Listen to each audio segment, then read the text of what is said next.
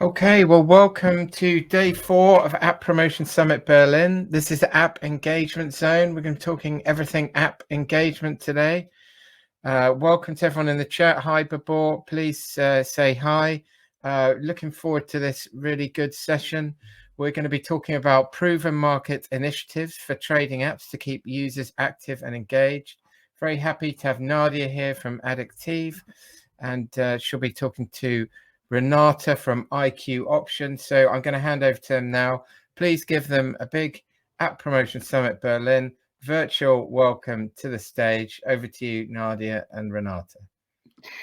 Thank you, James. We are also super excited and happy to join Summit, at least online. Actually, we were supposed to get to offline session, but again, with new storm arising, we decided to hold on and take our security and health as a primary. So really excited to have conversation, at least online. And I always happy to start the day with fluent conversation with amazing professionals and people, and happy to have Renata here.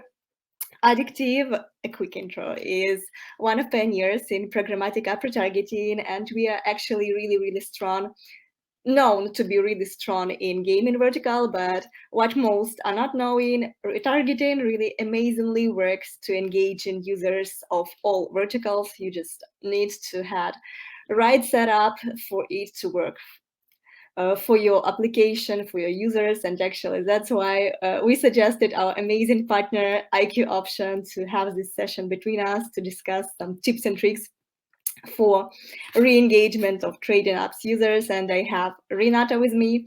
Maybe you can start with a quick intro about yourself and the company and actually your role within IQ Option team. Hello, everyone. Hope you're all having a nice day. I'm a user acquisition manager in IQ Option team. IQ Option is a platform where you can trade forex, stocks, crypto, and within marketing specialists circles, we're mostly known for our affiliate program. And as user acquisition manager, I buy traffic from ad networks for our mobile app. That's amazing. I'm always curious to know, how did you happen to get into marketing sphere? Because for me, it was love from the first touch with these marketing campaigns, and I absolutely get hooked with all the digital marketing stuff, and still loving it, still amazed with all the changes that's going on, and all the problems and bumps on our road, but still the industry is developing. What are your thoughts? How you get into marketing, and why do you love it? Yeah, same here. I got into marketing 7 years ago, and well, how I got how I started working in the trading app marketing. In the middle of March 2020, I decided to switch jobs, which is perfect timing. During that time, the whole world was stuck at home, and there was stock market crash, and everybody was talking about it. So you could not actually miss it. So I also started to dig deeper in all this investment and trading thing. And in April 2020, I joined an IQ option team. Yes, and I guess yes, that was perfect match for during that moment. Cool. Sounds really exciting. Anyway, you mentioned the right timing for joint trading apps, and actually this brings us to my next question to you. Again, we all know that all the problems with coronavirus imposed lots of problems for lots of businesses. However, some applications really enjoyed fruitful period of growth, and I know that trading apps also was on a high wave to get lots of organic growth due to this period. So maybe you can also elaborate a little bit about the industry trends that were seen before and now, how everything evolved and changed, and if trading is still on a peak of growth, even when we see some slowdowns with corona and all businesses get back to normal slowly. Oh, that's a good question. Well, sure, organic user growth was extraordinary in the second quarter of 2020, and it would be quite challenging to keep up with that kind of pace. And the growth surely has lowered, and it's normal, given the impressive numbers of existing users and the fact that huge part of audience has been covered already. Um, well, yeah. The industry changed. I guess the industry changed a lot right at the moment when I started doing trading marketing.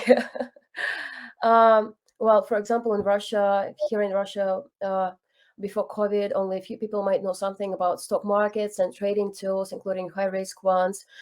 Um, I'm not sure if it's the same thing in Europe, but yes, and the current challenge is scaling, because a lot of people are involved in it already and keeping engaged existing users. Yeah, obviously, especially when all the world get to remote work and there was some instability in terms of earnings. It's pretty reasonable that most people decided to dig and know more about alternative ways of getting additional earnings for their families, and that's what actually impacted, I assume, the growth of trading vertical. It's really amazing. I know that there are always some challenges with respect to trading specifics. Maybe you can share what kind of challenges are typical for trading apps when it comes to marketing, retargeting that you face recently, and maybe that arised due to all the changes in the industry. Oh, well, as I've said, the challenge is scaling. Um, well, yes, scaling, keeping users engaged. Um, So yes, yes. basically, when you reach the point when there is no room to grow by attracting lots of new users, you are shifting your attention to alternative strategies to keep them involved, to re-engage in them and keeping them active within the app, uh, for mutual benefit, of course. And this brings us actually to retargeting as one of amazing ways, and also point where our paths crossed and collaboration arised, because actually IQ Option is one of our historical trading partners for Addictive. Actually, IQ Option was the first partner in trading vertical, and we were really happy to reach the milestones in our performances and driving amazing pushes. Just a quick to give a quick overview of what retargeting looks like for all the verticals, like some baselines. Reengagement really deals with existing user base of your application. It's not driving new users, but does everything to improve their post-install performances if we're talking about app re-engagement campaigns. And the classic case studies of re-engagement is activation, upsell, and retain of the app users. For gaming, it's difficult that most of our partners really focus on working with lapsed or churned user base, meaning they try to re-engage inactive users, in the vast majority inactive payers, to get them back in the app and initiate new purchases from them. Is it the case for trading? What is your primary interest in re-engagement strategies? Well, the primary interest in re-engagement strategy. Um, well, uh, hmm, hmm, hmm. Well, I know that I will help you a little bit, but with trading, actually, the vast majority of our current partners are really interested to activate new installers and activate non-payers to make first-time deposit. It's super difficult because, as you mentioned, there are some challenges struggles within your audiences, but again, when they make this first conversion and get satisfied with the result of it, understand that it's trustworthy, they keep on paying, and it's very easy then to take this huge audience of first converted users to get upsell with them. So this is where we really do lots of things together to make it work. And with re-engagement, we are really focused for IQ option to activate new users. Anyway, maybe you can also share what other tools are you using to engage your users and turn them into loyal customers of the application. Other user, other tools. Okay. Well, there was a moment when we realized that we're doing huge work on user acquisition, but surely the user has more than one touch point with the product before performing key events. And yes, with the retargeting campaigns, you're reaching these exact users that have installed the app or performed any event combination of your choice, which is actually handy and makes CPA costs lower. And what other activities? I guess from UA perspective, keeping users, it's not being on UA side only. Our main goal is to reach most relevant users. Of course, we are doing activities to provide an additional touch point with users that have installed the app, but to actually re-engage users, usually it works with synergy with the product itself and with retention department, and it's usually the product that is stable and robust and high quality retention activities like push notification and emails and stuff that actually keep the users engaged. But yes. Yeah, it's always up to the right balance between the primary, the product quality, because it must be good to provide value for your users, and then making the right mix of all the channels you are using to both push new users and then re-engage them with different remarketing strategies. They are not only limited to retargeting campaigns, but as you mentioned, push notifications are always work good for this auditory as well. So finding this right balance between all the channels that you are using delivers results that you are looking for in retargeting. And actually, this brings me again to my next question, because user acquisition is really important. However, retargeting strengthens the results you are getting from user acquisition by re-engaging your users, driving the first conversions, driving repetitive conversion, not leaving those users hanging in the air by reminding them about new features, potential new activities available in the application. So maybe you can share with the auditory how IQ option handles balancing between user acquisition and retargeting. Sure, we devote more time to user acquisition activities since it has to be tracked better, given that there's a lot of traffic and results are less predictable. And it's actually cool that with retargeting, we're receiving good results with less efforts. Yeah, it's common known yes, that re-engaging your users is cheaper than acquiring a new one, but still. Maybe you can also share with respect of geo or different regions, how user acquisition and retargeting differs with respect to different geography that you are covering with those initiatives. So obviously user behavior is different. So do you apply different inactivity windows per different regions, geos, or even different strategies for user acquisition as well? Because what we see for most partners is that there are some geos that push in more like miners and dolphins in terms of purchasers, but there are geos that are not really big in terms of user pool volume, but who are rich in really whales in terms of purchasing behavior. Do you allocate your budgets respectively?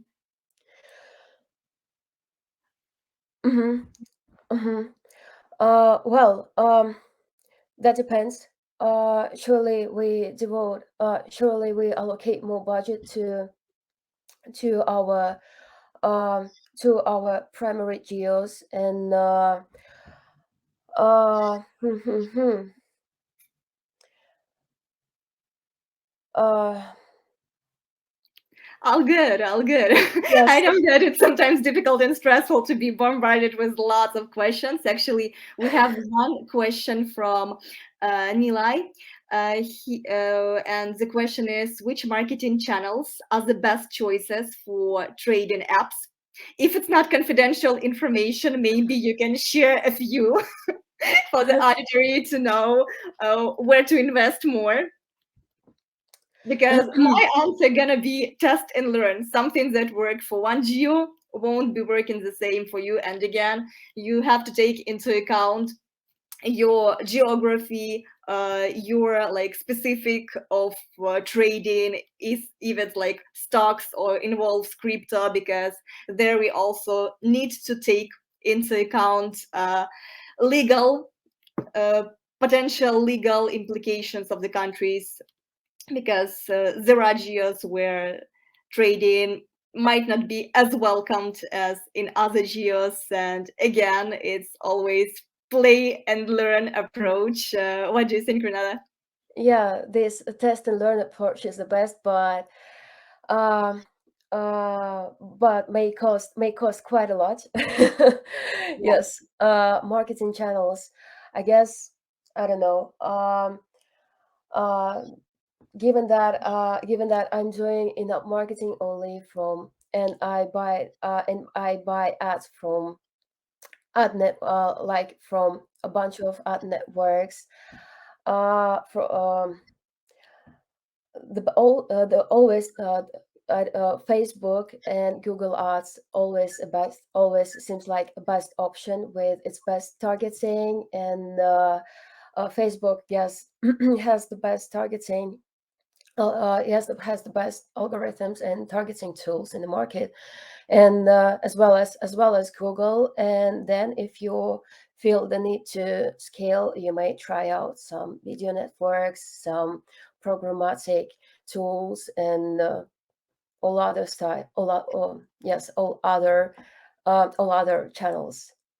Yeah, so we can actually conclude that, and actually it's not a secret because most our partners work under the same logic, that they invest a lot into Google and Facebook. Additionally, they add some programmatic third-party uh, partners like Addictive for retargeting. The same are seen for user acquisition, for them to actually run some additional campaigns through programmatic channels and invest accordingly with respect to the performances we are seeing, so that the vast majority of company resources is focused on Google and Facebook, and all other activities and marketing initiatives attributed to third parties.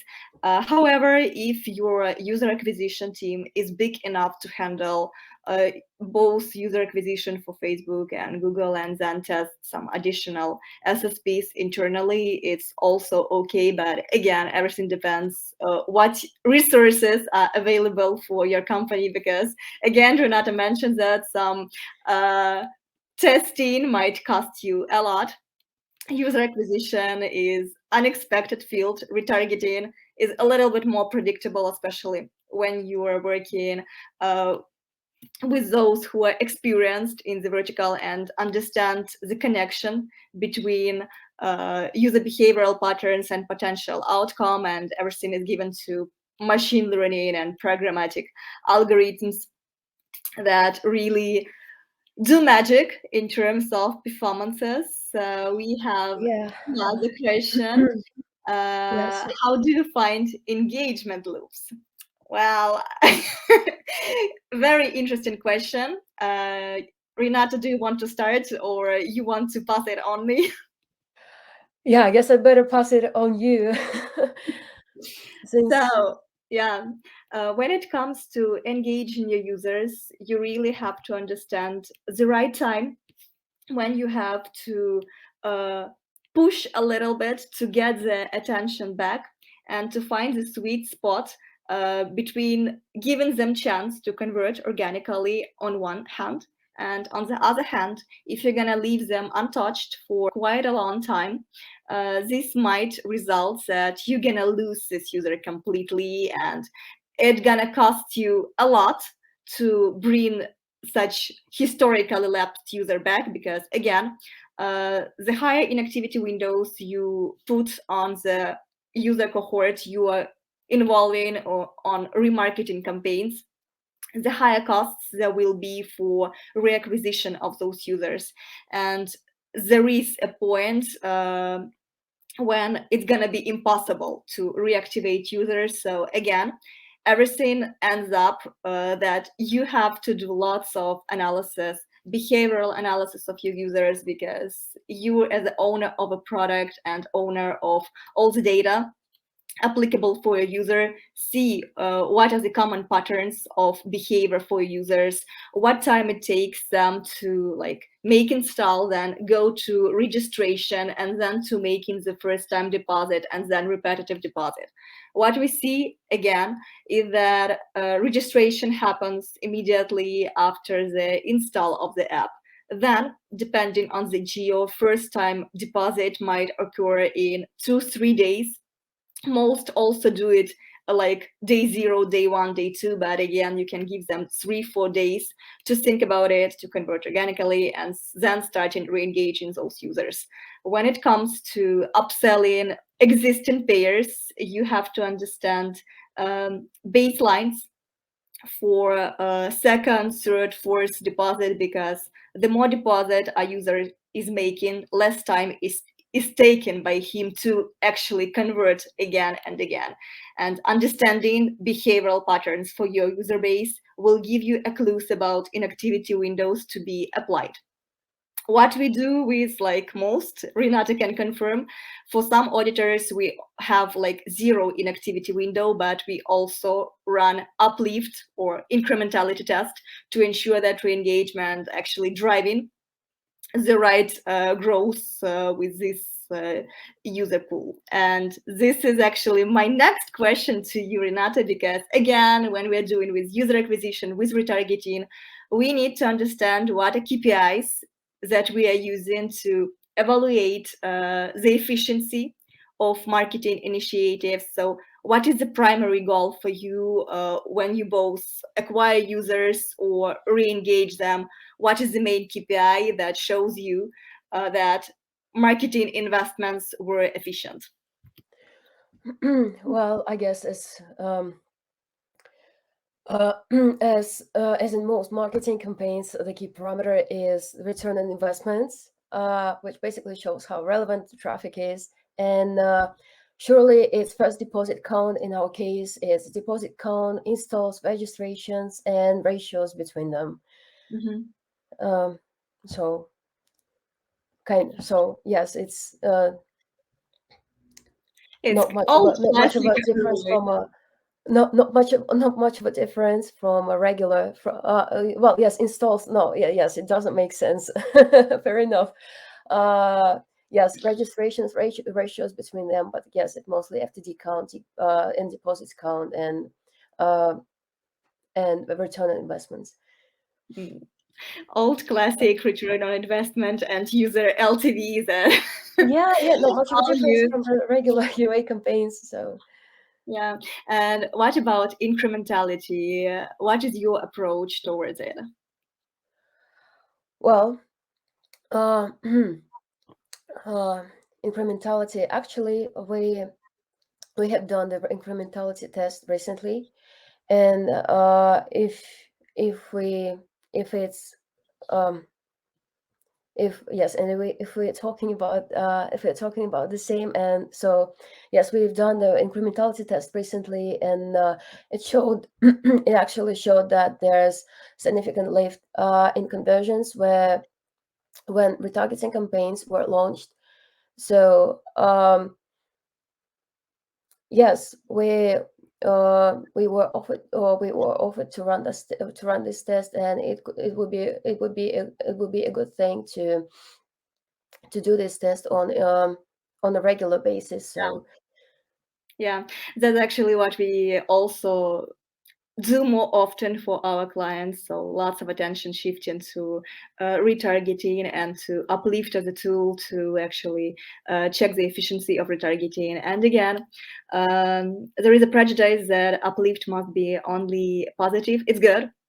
Actually, this shows that campaigns are effective, but negative uplift also shows reveals lots of room for improvement, because sometimes negative uplift also can indicate that setup isn't correct. Also, you cannot expect uplift to be the same when you measure it regularly within different time frames. So uplift gonna be different, and again, everything is connected to seasonality. However, I agree with you absolutely to 200% that it's a cool thing to have understanding of KPIs you are looking at, and actually this is the performance goal to which campaigns are run and optimized. And of course, measuring incrementality from time to time on a regular basis ensures that you are moving in the right direction. You allocate your budgets in a smart way with those sources and channels that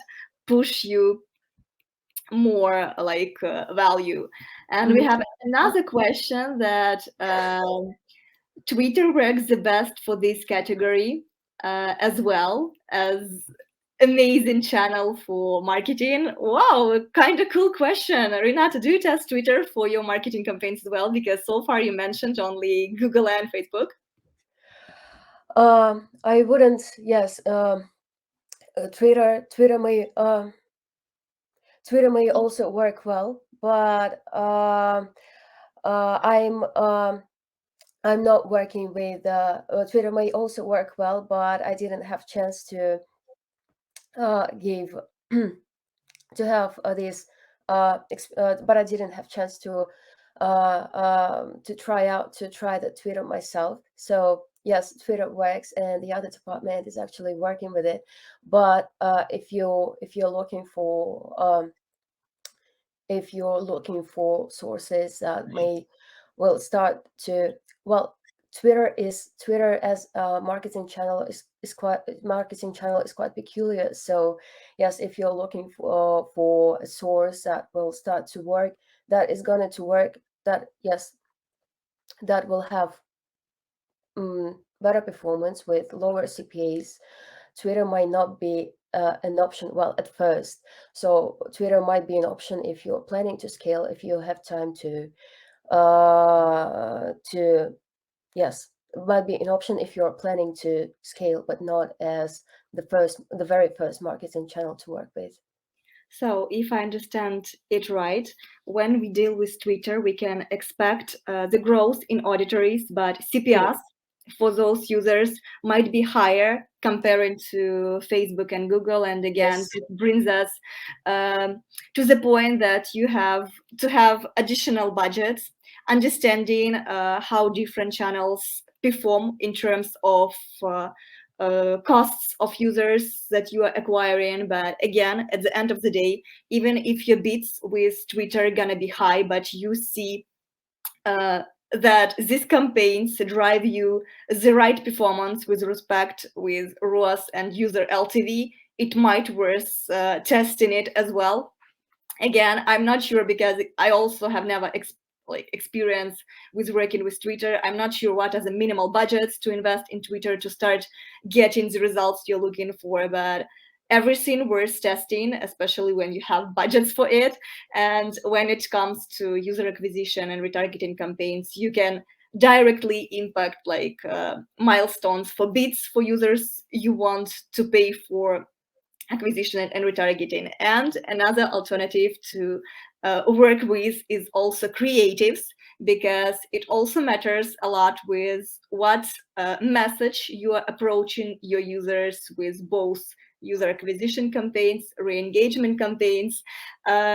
I really love this topic because creatives are so fun. There is lots of room for testing, especially when you have budget for it. Renata, maybe you can share some tips regarding successful creatives that you are using for trading. Oh, successful creatives. All right. Maybe. Well, uh, the first thing is, the more customized the ad is, the better. We all do love these ads made out of Shutterstock materials because they're fastest in production, but it's like banner blindness. People get used to it super fast, and nothing triggers them in it. Yes, the more native the ad is, the cooler. I don't know if you're showing ads in ad network, which has mostly game, which has mostly uh, game apps. Game apps is a network, so you better create the you better add the use a creative that will be that will be that will look that might look something that might look as game, will have I don't know, game graphics and stuff. TikTok-ish format also goes well if we're talking about video format. And sure, it's not the best experience if you're promising something or doing something that misleading the user, and doing something that's unlikely to happen. So, yeah. Well, regarding misleading creatives, I hear lots of like thoughts and ideas, because all like publishers are using them. Misleading creatives, actually, especially when you balancing it in a right way, not to be completely misleading, but maybe creating some intrigue. This might be really effective in terms of bringing you new user pool, attracting them, and then it's on product side, on re-engagement campaign side, to actually engage those users and activate them. But I'm actually not against misleading creatives. They're kind of fun. It's always curious to play with them. And yes, I absolutely agree with you that uh, even adding playable elements into such vertical as trading apps also works amazingly. You know that because we test a lot and push a lot together for updating creatives and playables. And this really delivers amazing results. Again, you need to check performance indicators for each and every creative you apply, do A/B tests to ensure that you're making the right changes. And when you find creative that works amazingly, push you amazing performances, you have to use it to the maximum. Well, Exactly. very, Yeah. very classic. Okay, I think we are close to finishing up Oh our yeah. 30-minute slot. However, I have the last question to you before potentially we might be added with some additional questions from the auditory. Maybe you can give some advice to anyone who is looking to dive into trading up marketing, retargeting, what they should expect, what they should do, some advices from you as already experts in user acquisition and retargeting in trading. Oh, well, yes, just as the trading app, the finance vertical might not be the easiest one to work with, and guess it works just as with any other product marketing. First, better to dive into product itself and to understand the product and the audience uh, is the key point.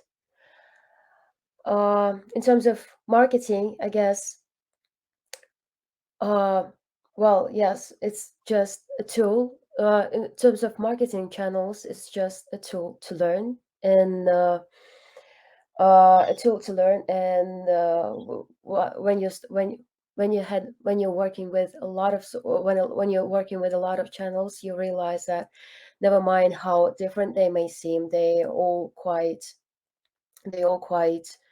uh no, they may seem all quite the same. So the key point is to understand the audience, to understand the traffic, and to know if this exact traffic might work for your product. Uh, so yes, Yeah, and yes, understanding, being yes. brave. All being brave. Very wise. Yes, it's just understanding the product, and yes, understanding the product and testing and learning, as Nadia said before. Yeah, it's my lifestyle approach. I take it out Yeah, all same here. easy, but I always try to learn lots of new stuff. For me, marketing is also about taking responsibility for your actions, but not being afraid to test something new, especially when you do your research, make some predictions that this thing might definitely work. We all know classics of user acquisition and retargeting. You have to understand user behavior patterns. You have to understand what are you looking for in terms of performances of campaigns you're launching. We all know those indicators we are looking on when we evaluating the performances, and having all this luggage of knowledge, you just testing and seeing what works or not, uh, changing setups, mixing budgets, mixing channels, and getting to the point when you get satisfied. However, from what I see with digital marketing, it's really super changey environment, and you have to adapt a lot to all the changes that are happening. But again, trading is absolutely fun vertical, even with all the challenges and peculiarities it has. We really enjoy working together on re-engagement campaigns because we work also a lot on creatives. And again, as Renata mentioned, we test a lot of videos and playables that show amazing results. So it's cool advice to be brave, to learn things, and to be brave to test your ideas and new initiatives that potentially gonna give you the results you're looking for. I think we can wrap up the conversation, and if there are any final questions from the auditory, we are really excited to hear them and answer. I think we better wrap up there because we only got a minute left. But thanks so much for that great warm conversation, and I can see you've got a great rapport together, and really enjoyed the chat, and thanks for answering the questions from the audience. And I think it was give us a good insight into this niche, and really enjoyed it. Thanks a lot. Thanks for Thank having you, us, Jane. Thanks, good, and hopefully see you maybe in person in London or maybe Berlin next year. Yeah, all right. Yeah, with Thanks so pleasure. much. hopefully. Thank you.